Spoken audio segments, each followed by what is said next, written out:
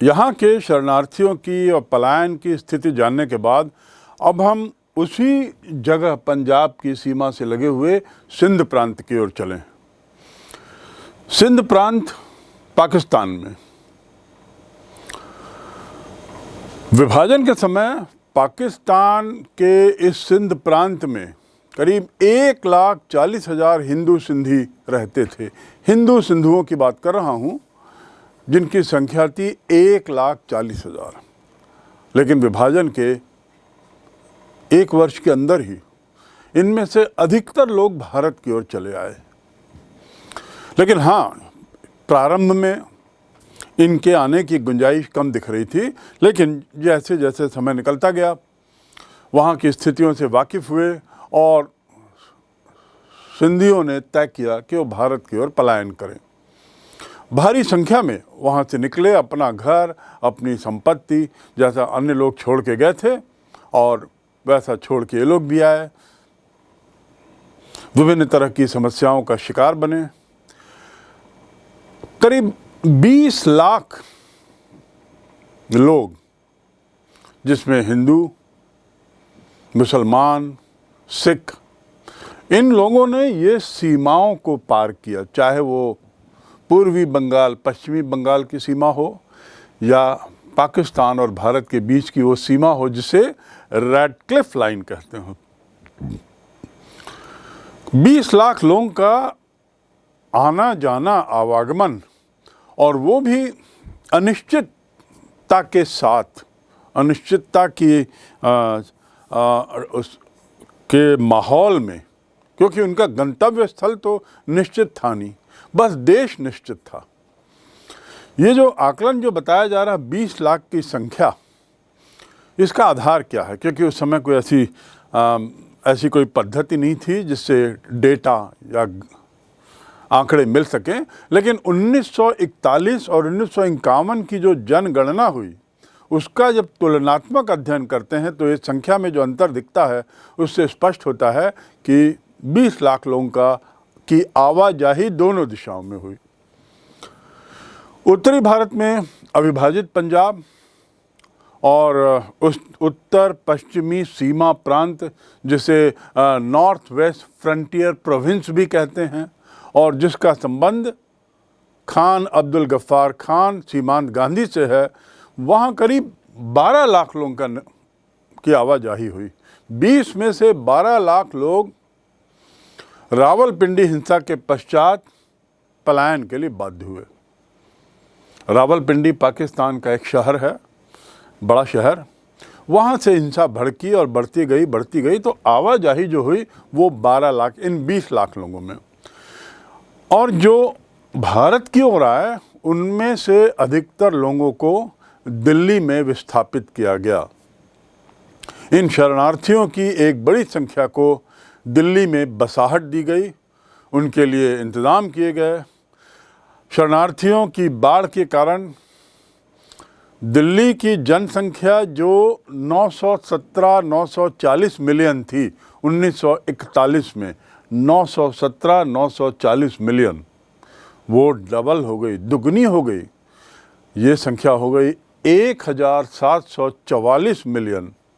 आप सोच सकते हैं कि कितनी बड़ी शरणार्थियों की आबादी को भारत में, और वो भी दिल्ली के आसपास के क्षेत्रों में, शरण देने के लिए भारत सरकार ने व्यवस्था की। और समस्या इस बात की थी कि इतनी बड़ी संख्या में लोगों को रहने की व्यवस्था करना, भोजन पानी की व्यवस्था करना, स्वास्थ्य की तमाम सुरक्षाओं की व्यवस्था करना, और उसके साथ ही साथ इस बात की व्यवस्था करना कि किसी तरह की वहाँ पे अन्य हिंसात्मक या आपराधिक गतिविधियाँ ना हों। कितनी बड़ी समस्या रही होगी। भारत सरकार जहाँ एक और स्वाधीनता के बाद की स्थितियों से उपजी समस्याओं से गुजर रही थी, उनमें एक ये सबसे बड़ी समस्या थी। दिल्ली में जो जगहों पर इनको बसाया गया वे मूलतः हैं पुराना किला। जो आप लोग दिल्ली गए होंगे और वाकिफ़ होंगे, आज भी ये क्षेत्र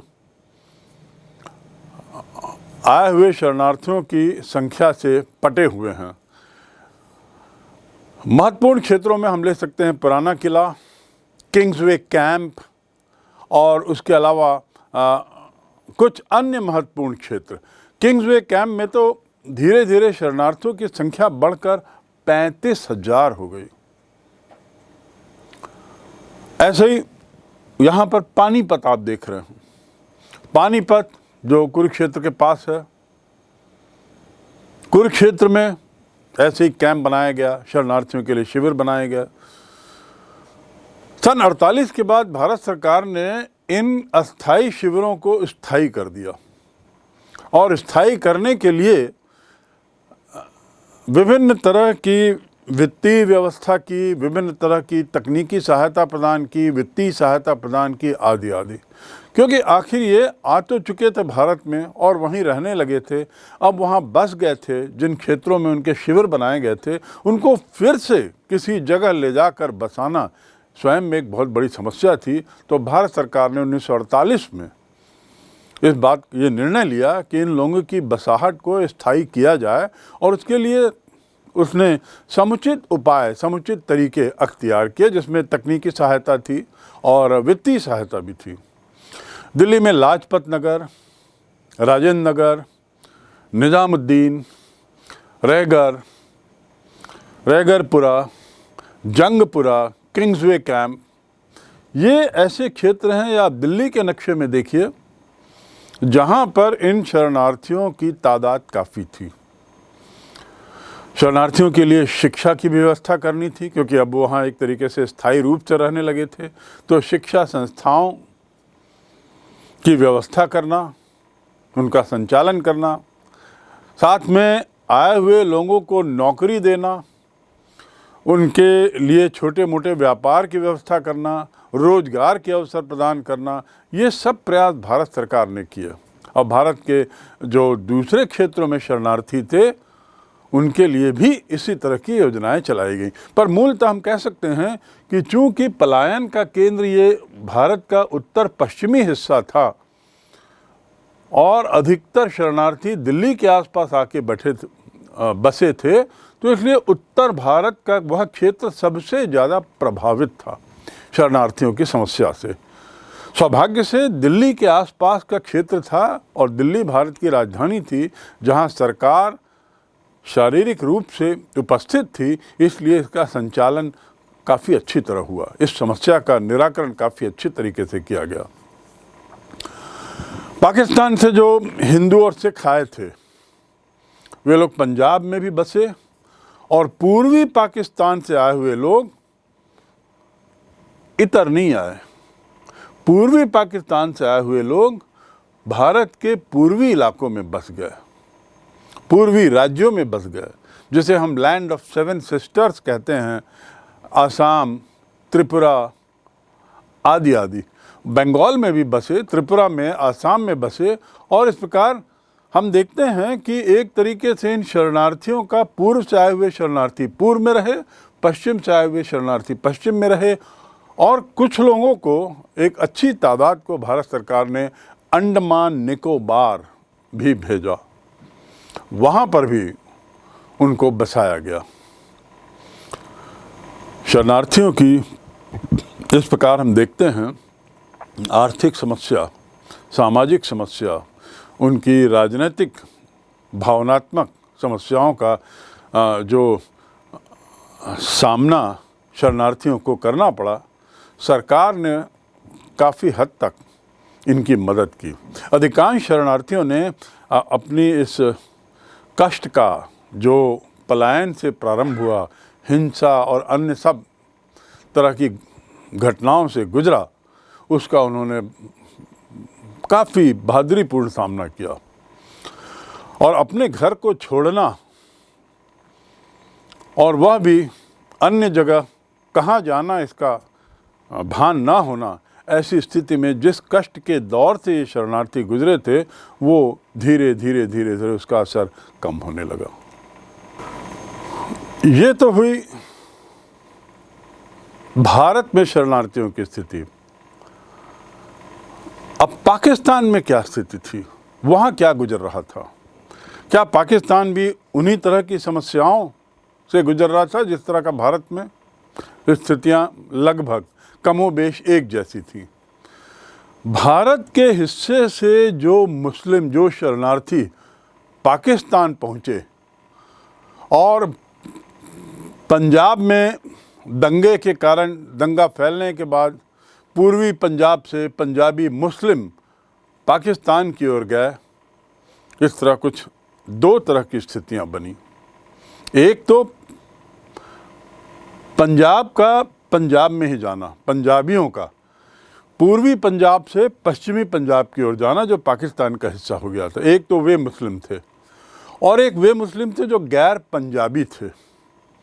तो पंजाबी मुस्लिम और गैर पंजाबी मुस्लिम, ये जो इन लोगों ने पलायन किया पूर्वी पंजाब से, मुस्लिम ने पाकिस्तान पलायन किया, वे लोग अपने को पंजाब की संस्कृति में होने के कारण आराम से ढाल लिए। अपने को उन्होंने नई बदली हुई परिस्थितियों में काफ़ी सरलता से अपने को वहाँ जमा लिया। पाकिस्तान की सांस्कृतिक और पाकिस्तान की भाषाई व्यवस्था के साथ वे अपना सामंजस्य बैठा सके। परंतु वे मुसलमान जो गैर पंजाबी थे, जो कि भारत के अन्य हिस्सों से, पंजाब, पूर्वी पंजाब नहीं, अन्य हिस्सों से जो वहाँ पहुँचे थे, वे लोग बहुत कठिन दौर से गुजरे, क्योंकि वहाँ की संस्कृति और भाषा और उसकी जो उनकी खुद की पृष्ठभूमि थी, उसमें वो सामंजस्य, तालमेल नहीं बैठा पाए। और ऐसे लोग अपनी सांस्कृतिक विरासत को उतनी सरलता से छोड़ भी नहीं पा रहे थे। इन लोगों को वहाँ पर मुजाहिर का नाम दिया गया। तो मुजाहिर कौन थे? ऐसे मुस्लिम शरणार्थी जो गैर पंजाबी थे। मैं दोहरा दूं, ऐसे मुस्लिम शरणार्थी जो पाकिस्तान में बसे और गैर पंजाबी थे, भारत के अन्य क्षेत्रों से जो वहाँ पहुँचे थे, उन्हें मुजाहिर कहा गया।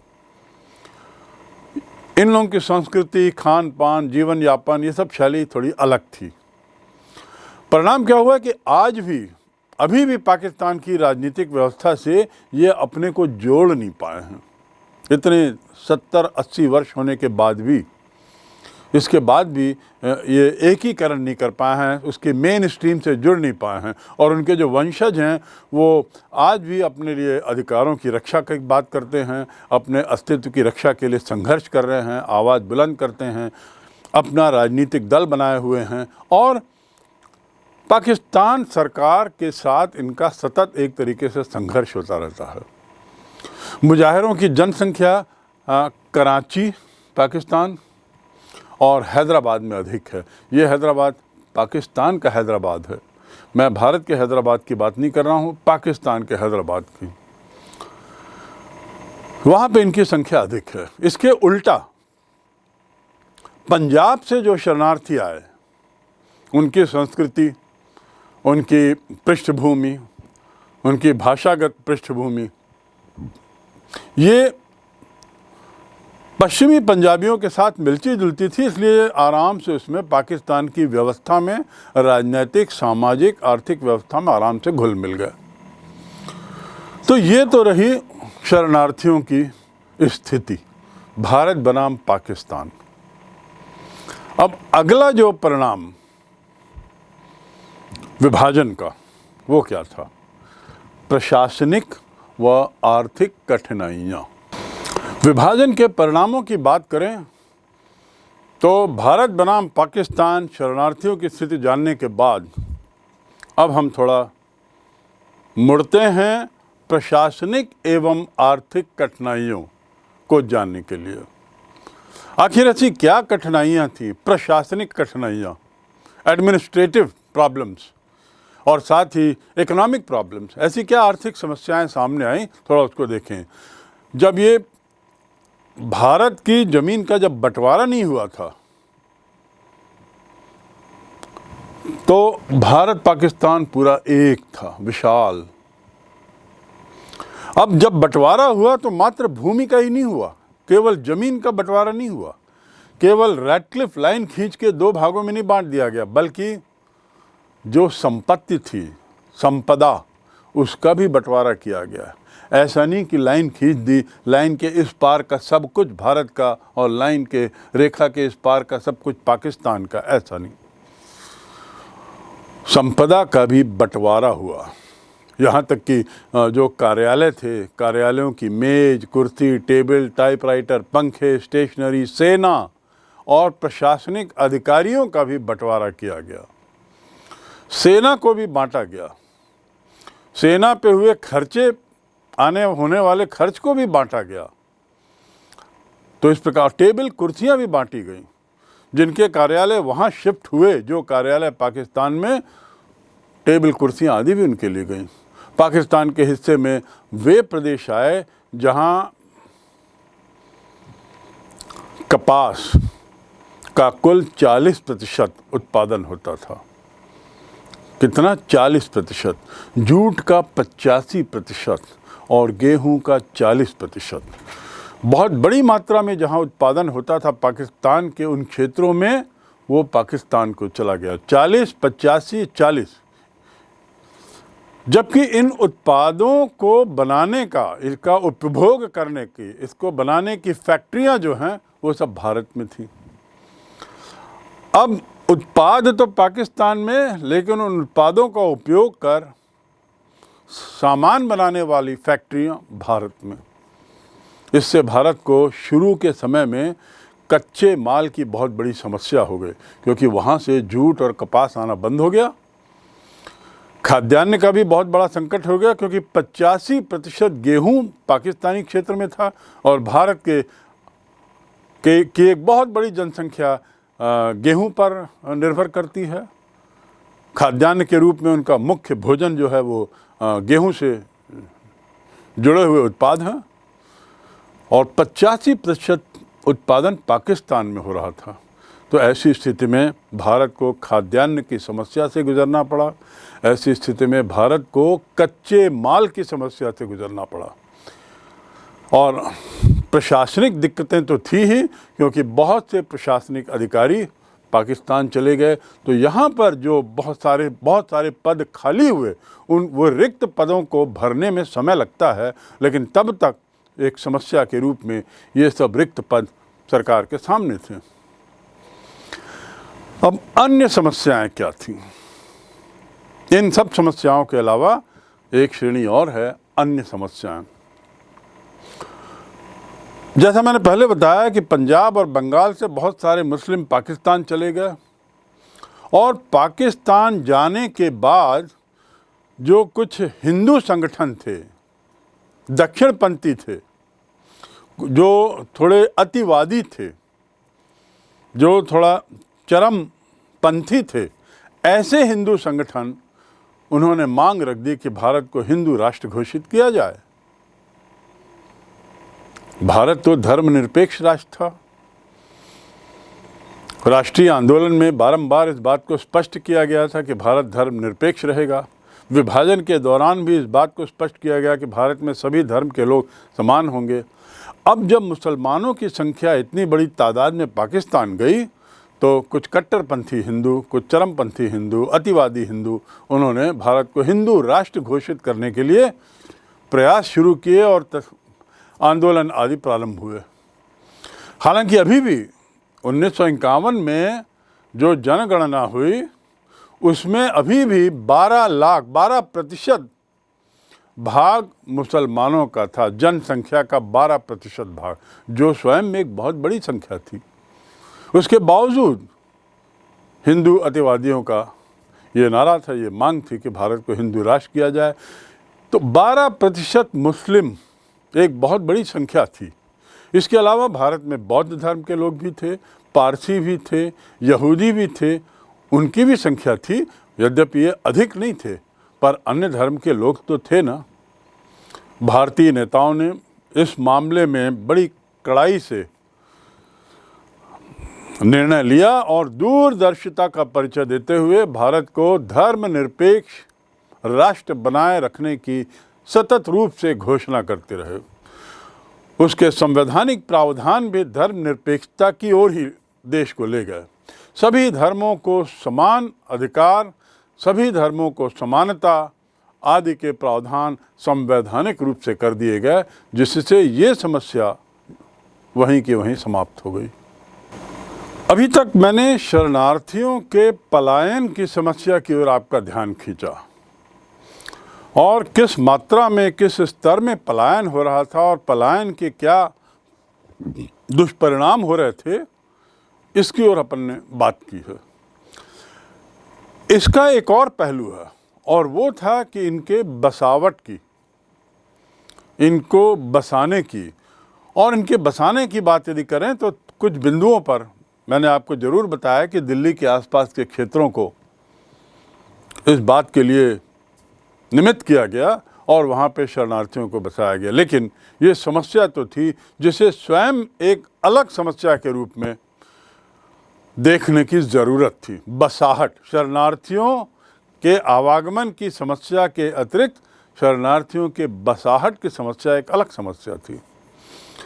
भारत सरकार को इस समस्या से तुरंत निपटना था, अन्यथा अराजकता हो जाती, लॉ एंड ऑर्डर की बहुत बड़ी समस्या हो जाती। और इस बात की महत्ता को समझते हुए तत्कालीन प्रधानमंत्री पंडित जवाहरलाल नेहरू ने बहुत दूरदर्शिता का परिचय दिया, बहुत समझ का परिचय दिया और समस्या को हल करने के लिए एक नया विभाग, पुनर्वास विभाग उन्होंने खोला। ये पुनर्वास विभाग का कार्य था शरणार्थियों को बसाना। बड़े ही संयम ढंग से, व्यावहारिक तरीके से शरणार्थियों के पुनर्वास के लिए कार्य हुआ। और ये जो पुनर्वास विभाग या पुनर्वास मंत्रालय है, ये पुनर्वास मंत्रालय शरणार्थियों को अस्थायी तौर पर ठहराने के लिए कैंप तो लगाए ही, समय के साथ साथ इन लोगों को रहने के लिए पूर्णकालिक व्यवस्था, जिसका जिक्र मैं पूर्व में कर चुका हूँ, 1948 में पूर्णकालिक व्यवस्था की शुरुआत होती है। ये पुनर्वास मंत्रालय का ही प्रयास था और पुनर्वास मंत्रालय की स्थापना के पीछे तत्कालीन प्रधानमंत्री की वो दूरदर्शी समझ थी, जिसमें उन्होंने सोच लिया था, समझ लिया था कि यदि इस समस्या का निराकरण तुरंत नहीं होता है, त्वरित गति से नहीं करते हैं, तो अराजकता फैल जाएगी। उन्होंने शरणार्थियों को मुआवजे के रूप में उचित ज़मीन दी, नौकरियों की व्यवस्था करवाई सरकार ने, और आदि आदि सभी प्रकार के राजनीतिक, आर्थिक और सामाजिक अधिकार दिए। उन्हें भारत के नागरिकता कानून के तहत 1955 में भारत नागरिकता कानून के तहत इन्हें भारत का नागरिक बना दिया गया।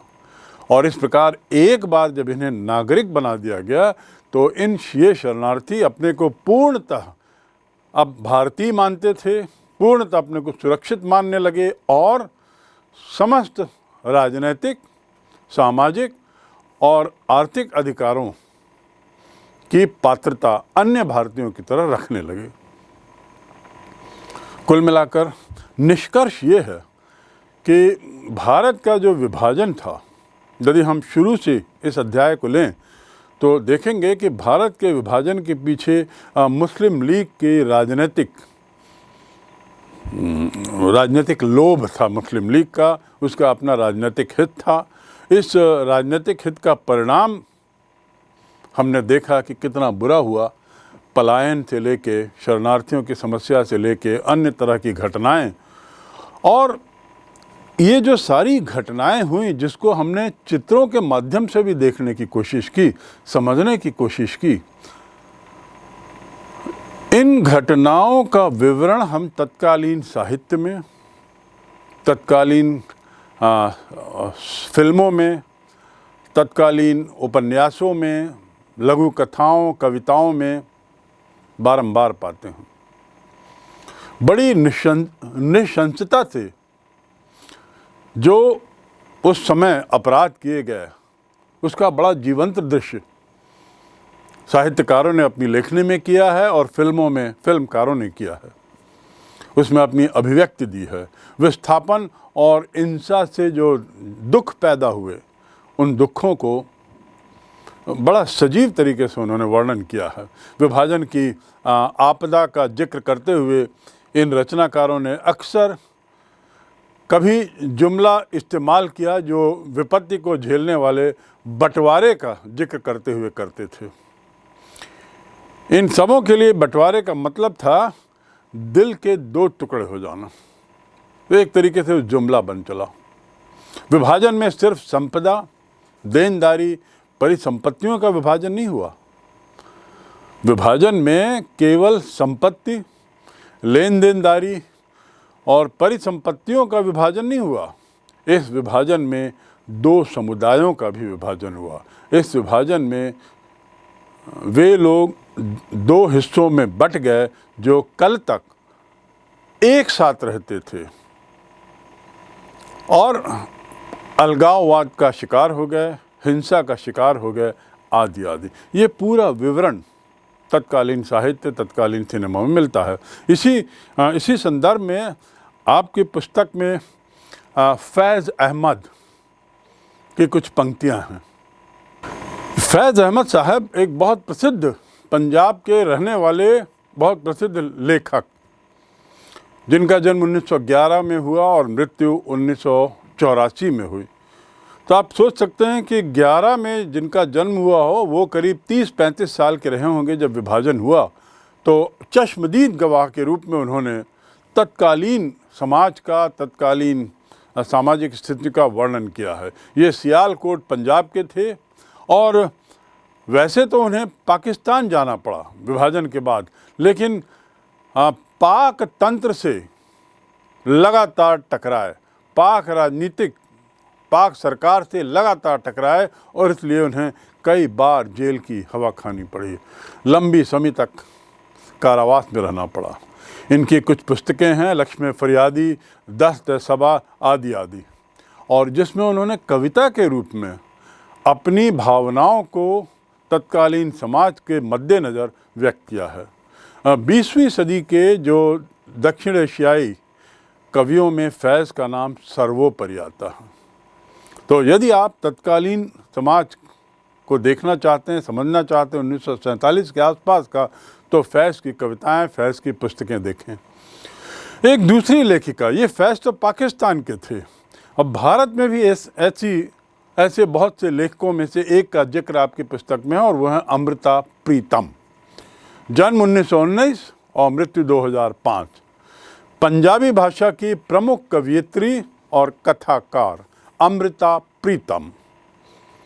बहुत बड़ा नाम है भारतीय साहित्य में। इन्हें साहित्य अकादमी पुरस्कार मिला है, पद्मश्री भी मिला है और भारतीय साहित्य का सर्वोच्च पुरस्कार जिसे ज्ञानपीठ पुरस्कार कहते हैं वो मिला हुआ है। तो अमृता प्रीतम राष्ट्र विभाजन के बाद दिल्ली में आके बस गए।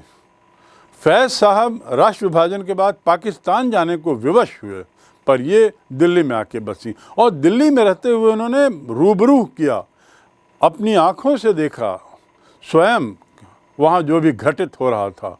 उन्होंने जीवन के अंतिम समय तक एक पत्रिका का संपादन भी किया है और बहुत सी कविताएं लिखी हैं। एक कविता जिसका जिक्र उसमें आता है आपकी पुस्तक में, वारिस शाह से। आज वारिस शाह से कहती है, अपनी कब्र में से बोलो।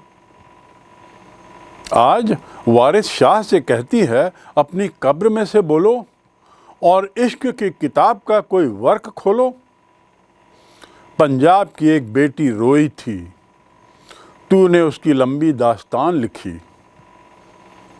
पंजाब की एक बेटी रोई थी, तूने उसकी एक लंबी दास्तान लिखी। आज लाखों बेटियां रो रही हैं वारिस शाह, तुमसे कह रही हैं, ए दर्दमंदों के दोस्त, पंजाब की हालत देखो। चौपाल लाशों से अटा पड़ा है, चनाब लहू से भर गया है, किसी ने पांचों दरियाओं में जहर मिला दिया है। चनाब क्या है? चनाब एक नदी का नाम है और पांचों दरिया, 5 नदियां, रावी, झेलम, सतलज, चनाब, व्यास, इन 5 से बना पंजाब। पंजाब जो है इन 5 नदियों के उससे बना हुआ है। वहाँ से 5 नदियाँ बहती हैं, इसलिए उसे पंचधन आब, पंचधन आब, आब माने पानी, पंच यानी 5, 5 नदियों का क्षेत्र पंजाब। तो अमृता प्रीतम कहती हैं, ए दर्दमंदों के दोस्त, पंजाब की हालत देखो, चौपाल लाशों से अटा पड़ा है, चनाब लहू से भर गया है और किसी ने 5 दरियाओं में जहर मिला दिया है। वहाँ की विभत्सता का वर्णन, और यही पानी धरती को सींचने लगा है। इस जरखेज धरती से जहर फूट निकला है, देखो सुखी कहाँ तक आ पहुँची और कहर कहाँ तक आ पहुँचा। देखो सुखी कहाँ तक आ पहुँची और कहर कहाँ तक आ पहुँचा। फिर जहरीली हवा वन जंगलों में चलने लगी, उसने हर बांस की बांसुरी जैसे एक नाग बना दी, उसने हर बांस की बांसुरी जैसे एक नाग बना दी। ये अमृता प्रीतम की कविता है, 1991 में लिखित, लेकिन 1947 के मार्मिक दृश्य को बताते हुए ये कविता लिखी गई है।